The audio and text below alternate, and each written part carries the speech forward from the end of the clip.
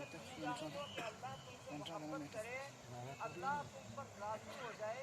अब यहाँ पर एक की बात है कि जितने भी हम लोग हैं हम नमाज पढ़ते हैं इसलिए कि अल्लाह राजी हो जाए। तो अल्लाह तबारक व तआला ने कुरान में अपने महबूब के ज़रिए से बता दिया के पुल से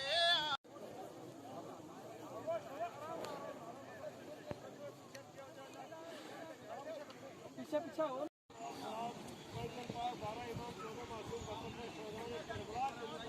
करीब 2 मिनट पैसे मेरे ऊपर कहाँ